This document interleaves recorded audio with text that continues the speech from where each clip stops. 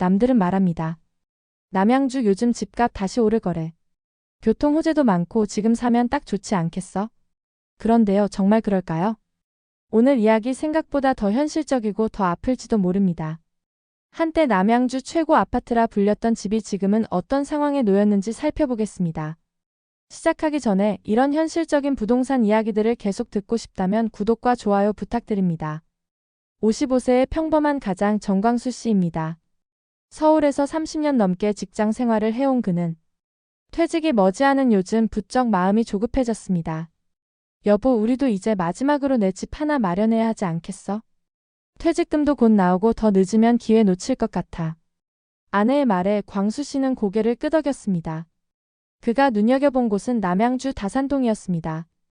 여긴 요즘 제2순환고속도로에 GTXB도 들어선다던데. 서울보다 훨씬 싸고 교통도 좋아진다잖아.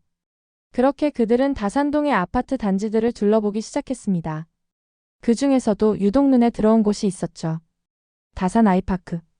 남양주에서는 손꼽히는 신축 대단지 아파트, 한때 투자자들 사이에서는 남양주의 강남이라 불릴 정도로 교통 프리미엄 거래량, 세 박자를 모두 갖춘 지역이었습니다. 광수 씨는 결국 결심했습니다. 2021년 12월 105동 84타입 아파트. 매매가 13억 원. 퇴직금과 전세금, 대출까지 모두 끌어모아 생애 마지막이라는 각오로 그 집의 주인이 됐습니다. 조금 무리하더라도 앞으로는 계속 오를 거야. 이 정도면 충분히 가치 있는 투자야. 그 순간 광수 씨는 확신했습니다. 이 집이 자신의 노후를 지켜줄 마지막 기회라고 말이죠.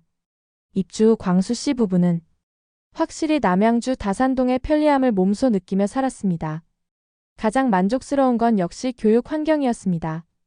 도보 5분 거리 안에 남양주 다산초, 다산중, 다산고가 모두 나란히 붙어 있어서 이 정도면 정말 교육 걱정은 없겠다 싶었죠. 아이 키우는 집이라면 누구나 부러워할 입지였습니다. 교통 편의성도 기대 이상이었습니다. 8호선 다산역까지 도보 11분이면 도착하고 지하철을 타면 잠실역까지 약 23분이면 닿을 수 있어서 서울 이동도 전혀 불편하지 않았습니다. 게다가 다산역 주변으로는 상권이 아주 잘 형성돼 있어서 마트, 음식점, 카페, 병원 같은 생활 편의시설도 걸어서 다니기 충분했습니다. 광수 씨 부부는 종종 이런 말을 나누곤 했습니다. 여보, 여긴 진짜 살기 편한 동네야. 집값이 안 오를 리가 없지 않겠어? 그리고 결국 그날이 오고 말았습니다. 2025년 7월 광수 씨는 부동산 앱을 켰다가 그 자리에서 그대로 얼어붙고 말았습니다.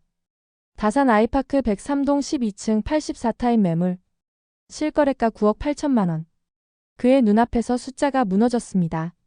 매물들은 계속해서 쌓여 있었고 심지어 더 낮은 가격을 내건 급매물도 속출하고 있었습니다. 그제야 현실이 또렷이 보였습니다. 매달 불어나는 대출이자 팔 수도 없고 전세를 놓기도 어려운 상황. 더 이상 발을 뺄 수 없는 완벽한 막다른 골목이었습니다. 광수 씨는 무력하게 중얼거렸습니다. 이 집 때문에 내 노후가 무너지는 건 아닐까. 지금 남양주 다산동 부동산 시장 왜 이렇게까지 얼어붙었을까요? 가장 큰 이유는 역시 금리와 대출 규제입니다. 2025년 현재 주택담보대출 금리는 평균 3.8%대를 기록하고 있습니다. 물론 최근 몇 달 사이 금리가 조금씩 낮아지고는 있지만 여전히 대출이자 부담은 만만치 않은 수준입니다. 여기에 최근 시행된 대출 규제 강화 조치도 시장을 더욱 움츠러들게 만들었습니다. 대표적인 것이 바로 627 대출 규제입니다. 이 규제는 주택담보대출 한도를 최대 6억 원으로 제한하고 총부채 원리금 상환 비율 DSR도 더 엄격하게 적용하면서 실수요자들의 매수 심리를 크게 위축시켰습니다. 그리고 광수 씨 부부가 이 집을 선택한 이유 중 하나는 바로 교통 호재였습니다. GTXB가 들어온다, 제2순환 고속도로가 개통된다는 얘기는 이 동네에서는 이미 익숙한 이야기였습니다. 여보, 여기 곧 지하철도 뚫리고 고속도로도 연결된다잖아. 지금 사두면 교통만 좋아져도 집값이 오를 텐데. 어디서나 흔히 들을 수 있는 대화죠. 그런데 정말 교통 호재는 집값을 올려줄까요? 그 효과가 바로 나타날까요? 항상 그렇지만은 않습니다. 교통 호재는 발표되자마자 기대감으로 시장이 들썩이지만 막상 개통까지는 수년 이상 걸리고 개통이 임박해도 예상만큼 시세가 오르지 않는 경우도 많습니다. 특히 GTX 같은 전국적인 관심을 받는 호재일수록 이미 계획 발표 단계에서 가격이 상당 부분 반영된 경우가 많아 막상 실제 개통 시점에는 기대만큼의 반등이 어렵다는 분석도 적지 않습니다. 남양주 역시 비슷했습니다. GTX-B 제2순환고속도로 8호선 다산역까지. 호재는 차고 넘쳤지만 지금 부동산 시장 분위기는 크게 달라졌습니다. 교통 호재는 어디까지나 언젠가의 가능성일 뿐 내 삶과 집값을 당장 바꿔주진 않는다는 점 이제는 많은 사람들이 깨닫기 시작했습니다. 하지만 더 심각한 문제도 남아 있습니다. 바로 대규모 신규 입주 물량입니다. 2025년 하반기부터 2028년까지 남양주 일대에만 4,659세대의 아파트가 새로 입주할 예정입니다. 현재처럼 얼어붙은 시장으로는 도저히 감당하기 어려운 물량입니다. GTX-B 제2순환고속도로 같은 교통 호재는 여전하지만 그럼에도 불구하고 하락세가 지속되는 이유는 바로 이 공급 과잉에 대한 시장의 우려가 매우 크기 때문입니다. 실제로 광수시처럼 고점에 집을 산 투자자들은 지금 팔 수도 없고 매달 수백만 원씩 이자를 내며 버티는 상황입니다. 금리 부담, 대출 규제, 거래 절벽, 그리고 대규모 공급 물량. 이 네 가지가 맞물리며 현재 시장은 한마디로 완전히 얼어붙은 상태입니다. 이런 시장 분위기 속에서 인근 아파트들의 실제 거래 흐름도 함께 살펴보겠습니다. 오늘은 실거래가뿐만 아니라 전세와 월세 시세까지 꼼꼼히 들여다볼 예정입니다. 최근에는 전월세 시장도 불안정한 흐름을 보이고 있어 매매뿐 아니라 전월세 흐름을 함께 살피는 것이 더욱 중요해졌기 때문입니다. 먼저 다산 이편한 세상자이입니다. 이 아파트는 2018년 준공, 총 1685세대 최고 29층 규모의 신축 대단지입니다. 단지 바로 옆에는 다산가람 초등학교가 위치해 소위 말하는 초품화 단지로도 잘 알려져 있고 8호선 다산역도 도보 10분 거리에 있어 8호선을 이용하면 잠실역까지 약 23분이면 도착할 수 있습니다. 현대아울렛도 도보 10분 거리로 가까워 생활 편의시설을 누리기에도 좋고 단지 인근의 다산 수변공원에서는 산책을 즐기기에도 좋은 입지입니다. 2021년 9월 7층 84타입 매물이 10억 4천만 원에 거래되며 최고가를 기록했습니다. 그러나 2025년 7월 같은 단지 6층 매물이 8억 6,200만 원에 거래됐으며 1억 7,800만 원 하락한 모습을 보였습니다.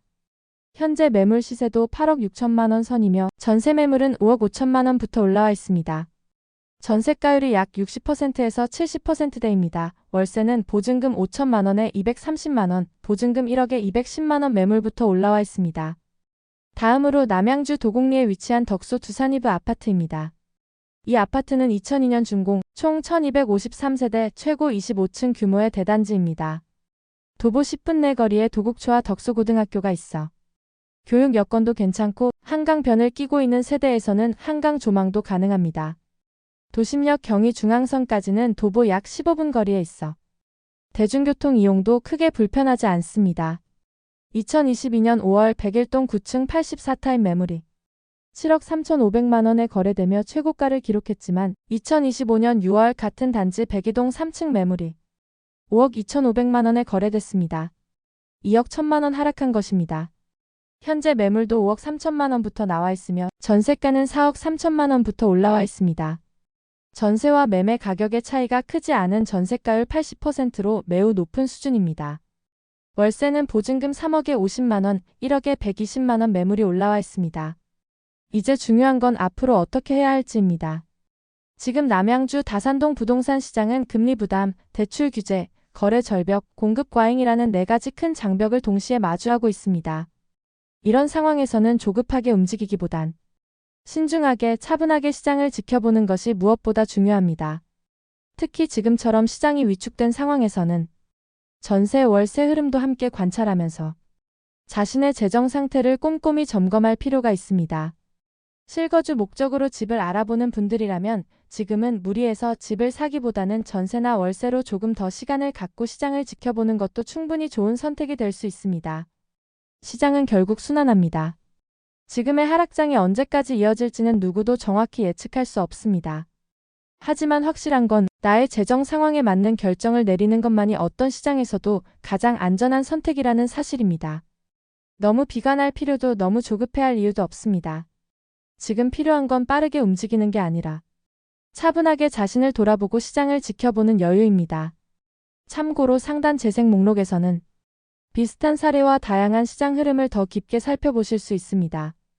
오늘 영상이 도움이 되셨다면 구독 버튼을 눌러두시고 댓글로 여러분의 생각도 함께 나눠주세요. 여러분의 이야기 하나하나가 이 채널의 다음 이야기를 만들어갈 때 큰 도움이 됩니다. 조금은 불안하고 막막하더라도 당신의 결정을 진심으로 응원합니다.